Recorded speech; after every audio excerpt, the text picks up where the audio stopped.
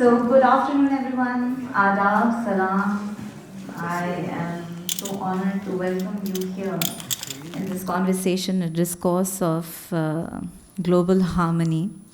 And what better space to have it than in Karachi, a city where there's diversity and common striving of problems, and yet उस पे अबूर हासिल करना, उसको हमने सरपास करना उन tragedies को and disasters को, and then become one as a community. And then what better space to have these kind of discourses than the Arts Council, an institute like an Arts Council Karachi in Pakistan, because this is also a space where this whole melting pot, if I can use that word, from the 90s, the concept from the 90s.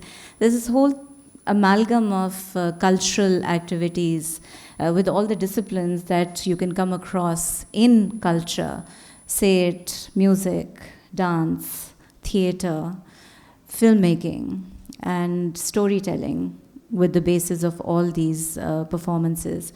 What better space to have it than in Arts Council, because this is where the happening is happening. So I'd like to welcome our guests who've come all the way from various cultures and countries, and they've traveled extensive distances to take part in Pakistan and become part of this festival. It's a very important conversation that we will be embarking on today. कि आलमी तौर पर हम आहंगी जो होती है वो होती क्या है? On a global level, what does harmony look like? And I think the most important bit today that I would be looking forward to in this conversation is that more than defining what harmony is for all of us, how do we practice it respectively, and then, of course, become one voice at one platform? Because I feel it's a very quantum kind of an experience for every one of us, because we're coming from various representations, various portfolios.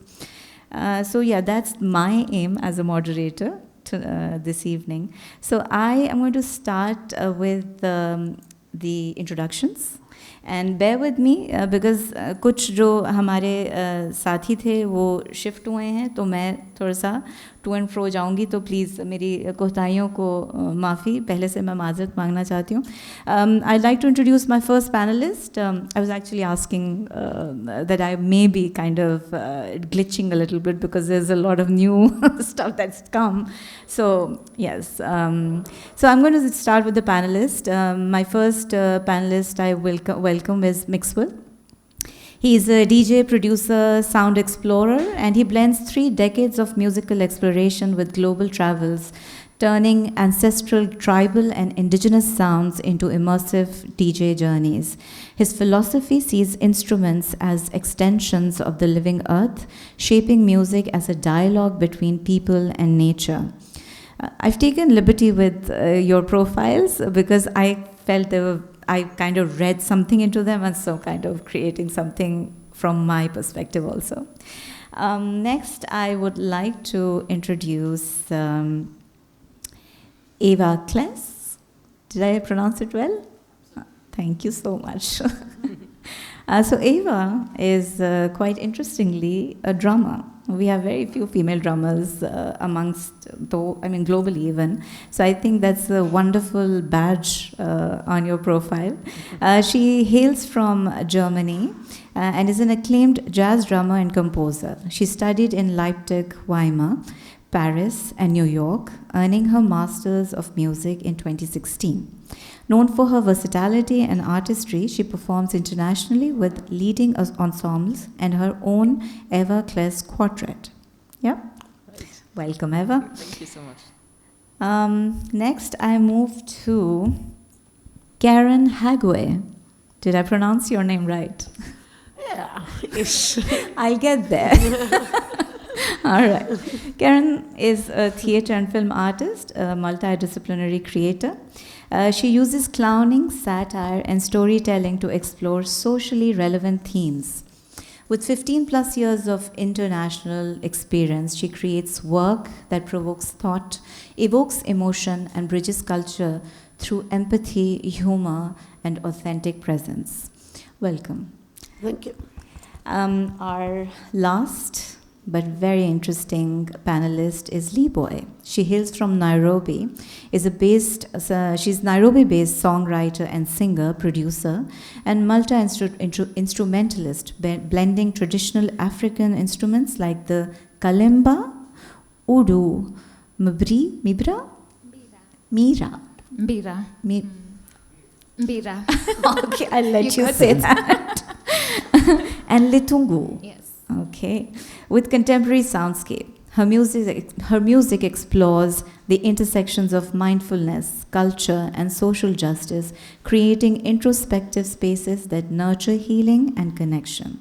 Through her art, she invites listeners to reflect, breathe, and rediscover the wisdom in African sound traditions. Breathing is so important these days, so I'm so happy that you're part of our panel today. Thank you. So I'm going to start with the shared question, and I would like you to take just like maybe 1 to 2 minutes to reply to this. It's a little bit of a English grammar exam also. So my question for all of you is, if harmony was a verb, what would it mean to practice it? Mixwell, if you can start with you. So to harmonize, if you will. Well, I find that these days, the way that we use a lot of these words, people take a lot of liberty with words like harmony, frequency, wavelength. People like to use them a little bit metaphorically. I come from a scientific background, so I work with things like frequency, wavelength. And in the context of sound and physics, frequencies harmonizing together is a very real and literal concept. So certain frequencies are harmonic. They have wavelengths that have a mathematical relationship to each other, that they work together well. And you don't have to understand the physics of it to experience that. When two notes are harmonizing together and they are harmonious together, it's very pleasing to the ear. They're just working together. And it's fascinating to think about that for me, because we're literally talking about the particles of air around us that are vibrating. And if I sing a note and then you sing a note, we can get into a mode where the notes that we are singing together are vibrating the air in a way that is harmonious, and we can feel it. It feels good. It feels soothing and natural.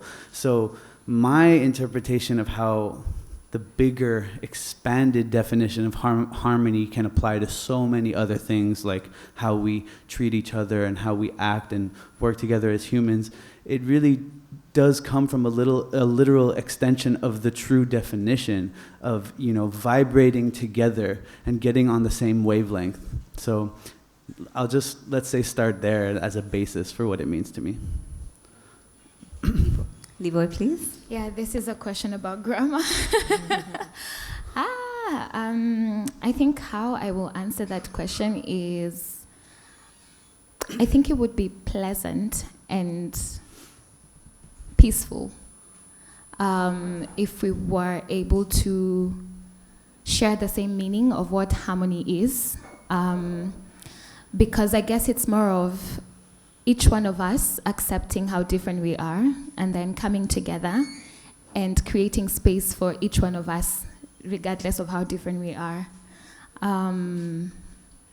It would also mean creating space for possibilities, and just having the open mind to experience what isn't present yet. What could be. That's basically what I'm trying to say. I don't know if I understood that question well, but allow me to say that. There is no correct answer to this. It's just feelings that we're discussing. Yeah. I was actually thinking the same, of accepting each other. And to harmonize is, to not be strict maybe about how things should be, but to accept the differences and to accept. Is that a verb? Yes. It can be anything that we want it to be today. We have the mics with us.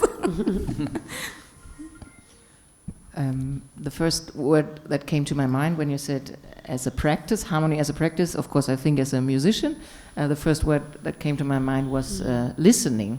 And I think that's really the base for understanding, for harmony, for creating something together in music and in life. So I think that's something that we could all practice together to be better at listening to each other. Amen. Very true. Amen. So I'm going to start with now questions that probably kind of will talk about what we have just said. It's amazing that you guys have, so the questions that I had for you guys have actually started off with that particular definition. Mixwell, I would like to talk to you about, you often speak of instruments as extensions of living earth. And now I understand, because you come from a scientific background, and that's beautiful, that's a wonderful bridge. How does this understanding shape the way you listen and create with other cultures? Yeah, thank you. And this is all related to how we all harmonize together. You know, the differences between the cultures around the world, they're so distinct from each other. The instruments and the music and the tradition, they're all so different. And yet we are all expressions of the one same living earth. And that's a really important part of my philosophy on this. You know, aside from my scientific background, I'm really into the wildlife, wilderness, nature, ecology, animals and plants and species. And by extension, us and cultures, us being another species of the earth. So looking at traditional instruments, like let's take a traditional drum, like a tabla, for instance, that is made out of a certain type of wood, and the wood comes from a tree, and the tree grew on that land, and the material of that wood from that tree was nurtured from the land. Only by extracting the nutrients that it did from that particular environment was it able to grow with the texture and quality of wood that it has. So it's very much derived directly from the earth, the sound that it makes. And just the very same way, the skin on that drum is the skin of an animal who lived and fed from that landscape. And all of the different things that animal eats and nourishes itself with go into creating its skin to have the texture and quality that it does. So when you hit that skin and it vibrates and it resonates through that wood, we are listening to the sound of the landscape. And so with that sort of a philosophy, I find that the music of a culture belongs just as much to the land that they live on as it does to those people. And with all of the different expressions of the landscape, like all of the amazing different species that are so unique and different from each other, they are all still expressions of one greater ecosystem that unites us. So in a way, you're allowing them to tell you, feed you the information, and that is where your listening kind of gets activated. It's not like you're imposing your own scenario over them. Right, and I try to listen, like you said, and observe, and I appreciate the sounds of these different cultures with all of the same wonder and awe and amazement as if I was watching a beautiful nature phenomenon or something, you know. Mm-hmm. Wow, thank you so much, Mixwell. That idea of listening to the earth as a living collaborator, if I can say that. Mm-hmm. I mean, I think it's beautifully, it reminds us that rhythm isn't only musical, it's relational. And so that brings me to you, Eva. Eva. And anything, yeah. Eva, your work with drums also translates into listening to rhythms. Right? Listening into rhythms, listening to rhythms, almost like making an invisible pulse of connection visible. And so I'm curious, during beats and rhythms, when they become a language of the inner and the outer balance, right? how can this embody awareness and foster harmony between people from different worlds? Well, first of all, I think that the human voice and drums are, I think, the oldest instruments that we have, right? So I think this is already a big connection, because I think the human voice and the drums speak to all of our hearts very directly, right? And also the fact that the drums are played with your hands, I mean also sticks now, but that's also something very connected to the ground, to the earth, right? But also there's this aspect of, I mean, in my band I love it that we all, I mean, drums, of course you think of rhythm first, but I also love to see the drums as something that you can color with, you can paint with, you know. And in my band we love to switch the roles, so it can be any instrument that is playing the rhythm, and for example then I am free to do, to color, to paint. So there are many different layers to that, I think. What do you like to paint with your drums then? My next question would be. For me, in the music that we play, it's all about freedom, right? We play songs, of course, but I'm very free in these songs. So I like to paint the mood, the vibe of that specific song, or of that situation, of that audience, of that room that we are in. It's always different, of course, every night. Depends on on many different things: the instrument, the room, the people that you are with. So, yeah. Wow, thank you for sharing that beautiful. Because I'm also an artist, so I could kind of visualize what you were trying to say, and it's beautiful. It's really amazing. Thank you. And so it's moving also very that, you know, silences and gestures could become a universal language with multiple kind of scenarios also, because again, you know, there's nothing universal as such. Everybody is so and that's also a problem with my with today's title of conversation, global, and then harmony also. You know, we tend to think that it's one. It does unite us, but it can't be one. It could be many, and then kind of looked at it from a macro perspective. And so I will then go. So this is also beyond words that we're talking about. So Karen, in your practice, you turn that understanding into laughter also, using humor to touch deeper human truths. And so I'm wondering, in your work, you use satire and clowning. That was very interesting for me, to explore serious social issues. And that's a very wonderful kind of psyche to develop and use in one's, you know, because this is what we all do. This is like one of the defense mechanisms. Rarely found in people, good humor, but still there. So I would like to ask you, how does laughter become an act of empathy rather than escape? I don't know. You never know before the audience feel it in a way. And that's like, I cannot also, if I make a show, I can have an opinion, what I want to say. But very often the audience have different opinions based on their life, which is beautiful. And it's not me to tell them what's correct. It's me to offer them, like, here is some perspectives. And then they take out of things. I have a solo show called Dream Girl that I played here last week. And when I played it in several festivals, the Americans, they think it's about Trump. And then when I've been playing it, it was a Swedish performer who saw it, and she felt it was about her. And and it was a guy who's here from a poorer part of Karachi, and he came and said, "Thank you so much for spreading my message." And it's like, great, okay, so I have offered these perspectives, and many people can, take what they want, and I have a personal opinion what I want to say, but I cannot control anyone's mind.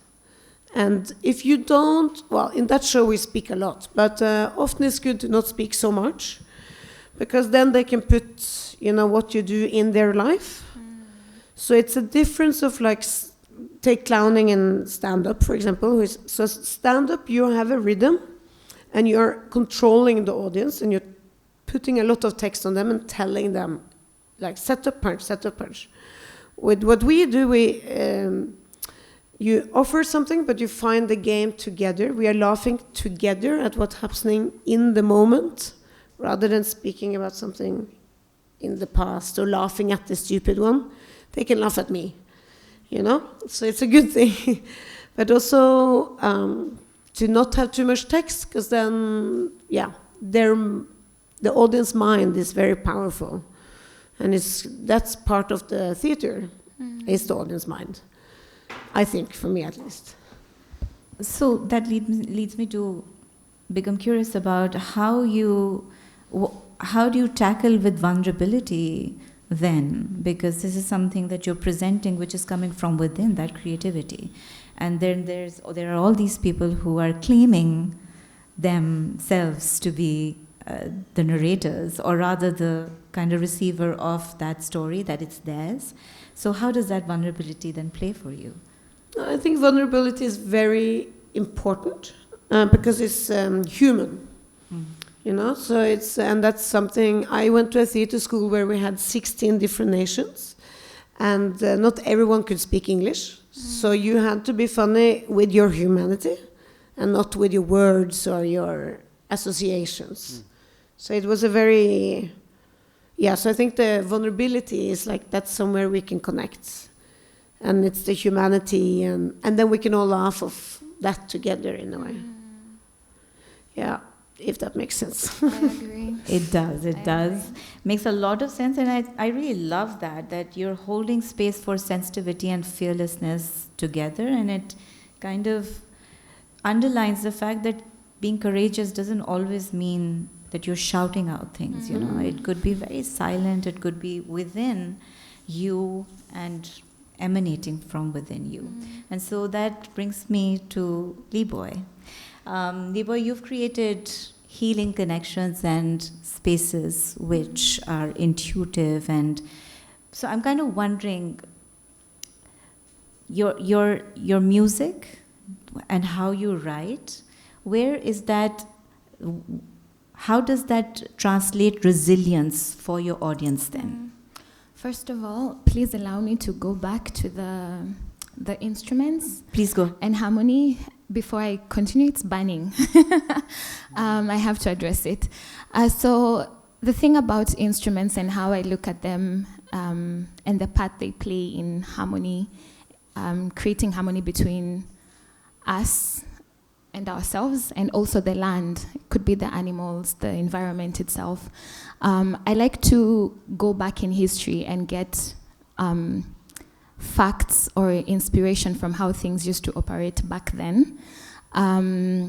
Traditional instruments, or just instruments basically, they were used to create spaces or to connect with, our ancestors as well. Drums, for example, they would play it and create, or it would be used to summon the spirits or the ancestors. And that was their way of connecting back to the land, back to the people that were there before them. Traditional instruments like the one I play, kalimba, the thumb piano, it was used in spiritual ceremonies. It was used in celebrations. It was used in weddings. There were people in the Iteso community from Kenya. They would use it when they were migrating from one place to the other.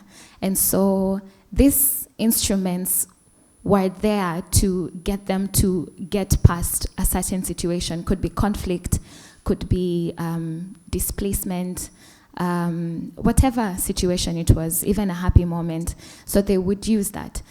The thing, like he said, some of these instruments are used, the materials are from animals, yeah?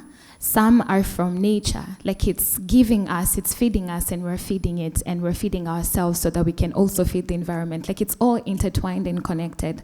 So the thing about harmony, it's hard to work on one thing and then leave the rest. It's a complete ecosystem that we have to look at. I cannot just prioritize human beings and then leave the animals out, or prioritize animals and leave the human beings out, because we need to be present to take care of the animals. They need to be present to take care of us. So it's all connected. But then these instruments are like, or just sound basically. Let's now say sound, because it could be instruments or it could be our voices. They are there to, I think, remind us of the people that we are. They are there to somehow center us, because it's that voice that is calling you back to yourself. It's that voice that is calling you back to connect to your people. So in as much as maybe I can go to a different culture, yes, I will learn about how they use sound, how they use certain instruments. I have to respect that. But then again, it also allows me to interpret it my own way and create it or create more based on how I have understood it, and share it with other people. So it creates new possibilities as well. So that's what I wanted to say before and now I've forgotten your question. I think you beautifully said a lot, but let's just kind of ask you to touch upon the spaces that you have built, the healing spaces that you've talked about in your CV. I'd like to know a little more about that and how that translates resilience for your audience. Okay. So in my music or stories, I try to talk about my stories and also that of my communities. Sometimes even the world, because again, everything is connected. It's hard to talk about the community without talking about the world. So back home, I hold spaces, could be events. I do also theater, it's called participatory theater, whereby I engage the audience. They are not audiences, but they are also performing with us. So they're not coming to watch, but they're coming to participate in the production. But then what that does, or what it has been able to do, is it creates one voice. It's no longer, basically what I'm doing, I'm just holding space. And then we are all coming to share our stories, our wounds, we're remembering. I think the resilience comes in when everyone is able to share their story, when everyone is able to feel represented. At the end of it, maybe they would come and say, I felt like you were talking about me the way you said. At the end of the day, when we're creating, in as much as we are talking about experiences of those around us, we are not in control over what or how they would interpret these things. But then it's always fulfilling when you get feedback. And they tell you, okay, we interpreted it this way. Thank you so much. It felt like you were talking to me. I felt like my voice was actually represented. So I basically talk about the women that I grew up with. I talk about the young people in my community that I grew up with. I talk about the police treatment in my community. I talk about our culture. I talk about how beautiful culture is. Doesn't have to be from Kenya, from different parts. Now I will go back home and talk about the culture here in Pakistan. Like it's just the inspiration that I keep getting from the interactions that I have, that I represent in my art. Yeah. Wow, that brings us truly and beautifully full circle, actually, from listening to the earth to moving through silences, to laughing at our shared absurdities and vulnerabilities, and to be mindful of our truths. What we've touched on is not just global harmony. We've touched upon an idea as a living practice, one that breathes through art, vulnerability, and connections. And now that, building on your experiences and what you've shared, I come to the next set of my questions.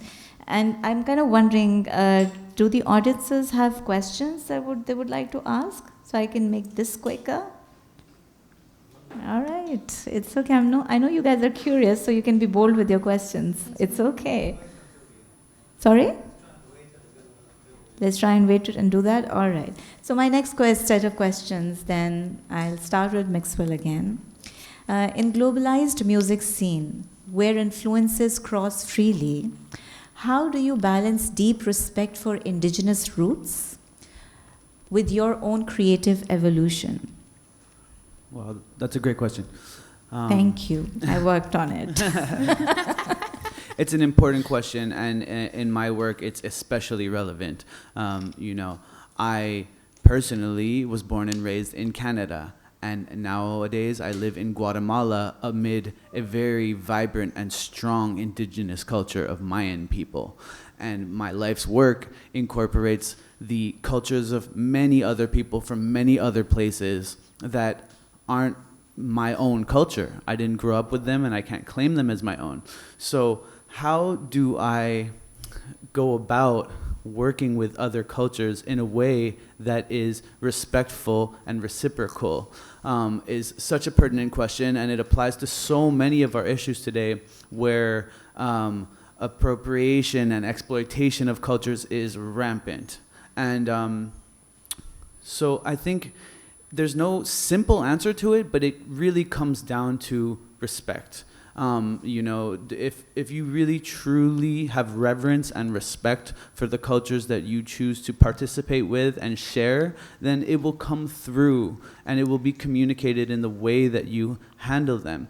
But the reciprocity is a very important part of that. And so I think we were just meeting and having an interesting conversation about so many different African cultures, and nowadays that's a big one for me, because nowadays African music is becoming so popular all over the world, and things like Afro house, Afro beats are like these buzzwords that you hear all the time, and it seems like a lot of the time the whole world is obsessed with some of these sounds that come from Africa, and yet you see, in my opinion, so little recognition and acknowledgement of the people whose culture these sounds and traditions actually come from. Mm-hmm. So that's just like one very pertinent example that I see being like blaring these days. And so as an artist personally who is fascinated by and infatuated with these sounds, I try to reach out to and work personally with artists who come from those cultures.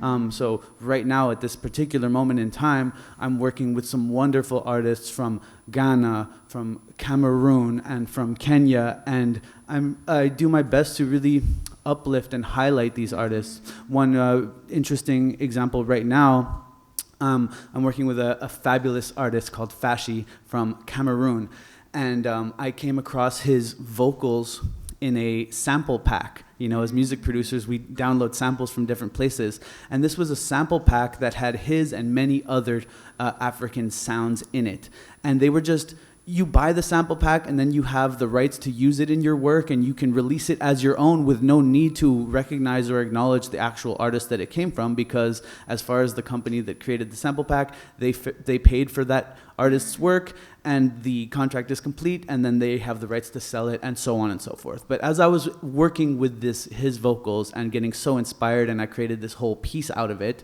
something just felt weird about the idea of releasing that as my own and in no way like recognizing this artist who was actually singing on my track, and it didn't feel right. So I had to go and search him down. I had to hunt him down online. It wasn't easy to find him. He wasn't credited anywhere in the thing. So I was able to actually track him down, reached out to him online on Instagram, and we started chatting.